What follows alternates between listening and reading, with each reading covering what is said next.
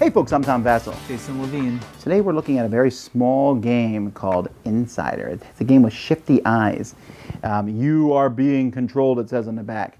And so blah, blah, blah, there's some theme in this game. This game is a mix between Werewolf and 20 Questions. Yes. I just explained the whole game to you, but I'll explain a little bit more here.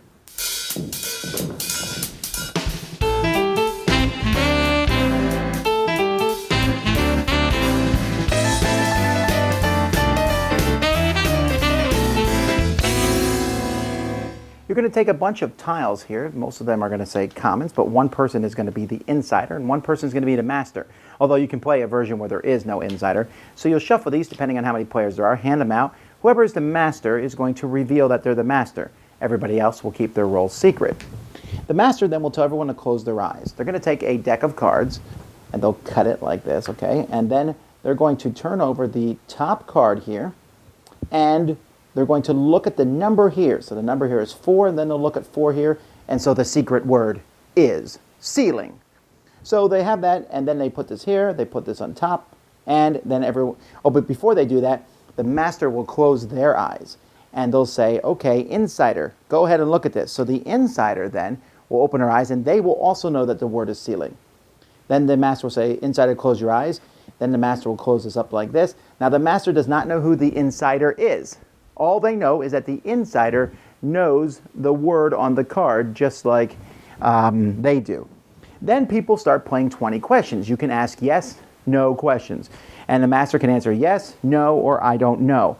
So I might say, is it bigger than a bread box? Is it alive? Is it an animal? Is it a plant? You can just ask all these different questions and everyone can be shouting this out simultaneously and eventually, hopefully, someone will get it right. If nobody gets it before the timer runs out, you have this timer here, and if the timer runs out and no one gets it, then everybody loses, including the insider. So the insider needs to make sure everyone gets it, so they have to hopefully guide the questioning to where someone will guess it. If someone guesses it correctly, someone says, is it the ceiling? The master says, right, great. Now we'll flip the timer, and that's how much time players have to discuss who they think is the insider, depending on who asks what questions. You know, your questions seem to be very specifically pointing towards the ceiling. You asked if it was up. You asked if it was inside a house. Then, after the time runs out, players are going to have to vote on who they think the insider is. They first vote on the player who got the question right, the person who said, is it the ceiling? And they vote. And if a majority of people think that person's the insider by thumbs up or thumbs down, if a majority of people think it is the insider by thumbs up, if it is the insider, then everyone wins, except for the insider. But by the way, the master's involved in this voting because he doesn't know who anyone is. If they don't think if they think it's the insider and it isn't, then the insider immediately wins. Otherwise, let's say they don't think it's that person. A majority of people say no, the person who asked the question is not the insider. Then there's another voting, and it's just basically a point fingers at someone else at the table. And whoever has the most fingers pointed at them reveals their card. If they're a common, the insider wins. If they're an insider, everybody else wins. That's pretty much it. Hey, okay, so this is a small little game that is way too expensive for what it is. There's no question. It's like $20. This is not $20. But it's super fun. It is. Like, super fun. Like this is the last game that made me have as much fun as this in the same style was Spyfall. Spyfall. Yeah, okay. This is like the sequel to Spyfall to some degree. I love 20 Questions. I don't know about you, but when I was a kid, we played 20 Questions as a family. Sometimes me and my family will play 20 Questions. I played like 20 Questions where I try to get the computer to guess my thing. I just like 20 Questions in general. I like 20 Questions, and also more recently playing with my niece. Hey, Amy. We played Headbands, which is reverse 20 Questions, I guess. Right, Headbands is a similar thing, right. And so that's fun. And I really like Werewolf. Mixing the two of them is kind of genius because when I play this game, I play in a sense that if you are the insider and no one guesses what the thing is, then you are like a major loser. You're like the worst loser. Yes. Not everyone loses.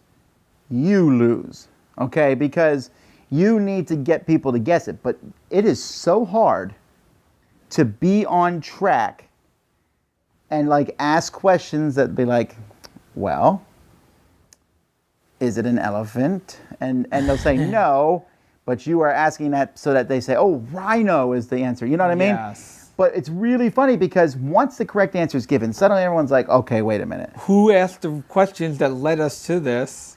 And sometimes, as the insider, you will be really lucky in that there's someone out there who just brilliantly did a good job Yes. at getting close to it by just being lucky. Or you can ask a leading question that will make someone else go, is it this? Is it this? And they go to the end. Now, usually, the insider does not ask the final question.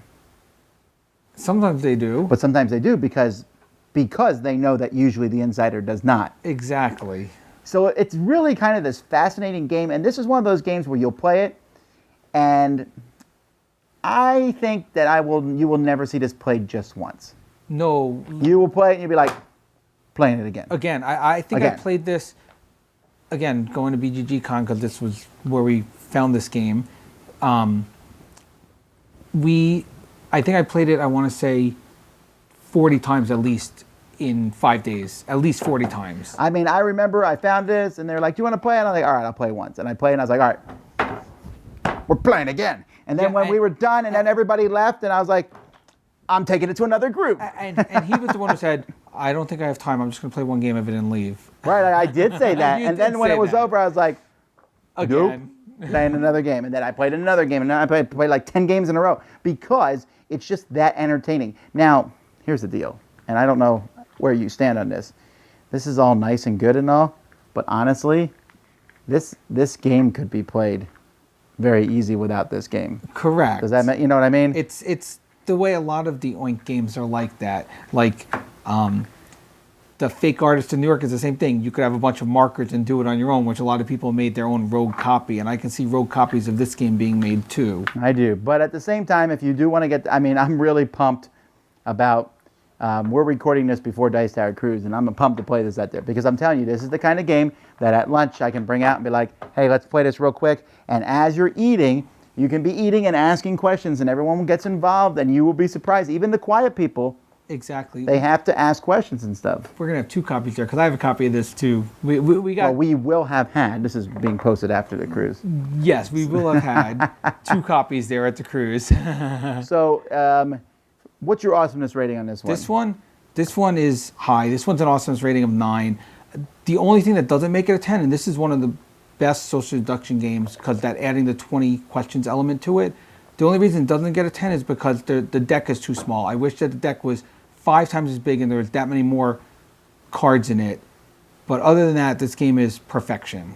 Okay, exact same things from me with just a difference in numbers. I would have given this a 9, which is a very high rating from me, but I'm dropping it to an 8 because there's not enough in this box.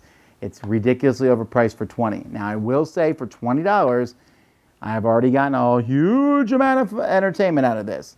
But I am a little concerned that eventually I will start memorizing what's on the cards. Yes. Okay? And I guess you could make up your own cards, and I may end up making my own custom version of Insider. Or the master can just write the word each time. The master could write any word they want, and the insider will know the word, and you could just have the master write a word every time, like their Fake Artist in New York game has. You just write the word. That's every true, time. and you can pick anything you want at that point in time, and that's probably not a bad idea. Like use one of the little things from Say Anything or something. And And write again, a we word. veer off into that territory. Why am I paying for this? I'm paying for a little idea, but this game, you know, when you're paying for an idea, the game needs to like make it worth your while. So this is a tough one. We're like giving this game pretty much a rave review. We really are. And at the same time, I could see that you might not want to get it because it is pretty pricey for this little box. Yeah. And it's not easy to find, too. You have to search it. I think they're selling them on Board Game Geek. They're not. They don't have the rights to this one. Okay, well, At least they maybe, don't yet. maybe we'll see this come out in the future from somewhere else. But even if you ever come across a copy, definitely give it a try. It's a ton of fun. Insider. Until next time, I'm Tom Vessel. Jason Levine. Thanks so much for watching the Dice Tower videos. Find more great videos and reviews, as well as our top-rated audio podcast at Dicetower.com. You can also find other great shows at Dicetowernetwork.com. I'm Eric Summerer, and you've been watching The Dice Tower. The Dice Tower is sponsored by Cool Stuff Inc., where you can find great games for great prices. Cool stuff in stock.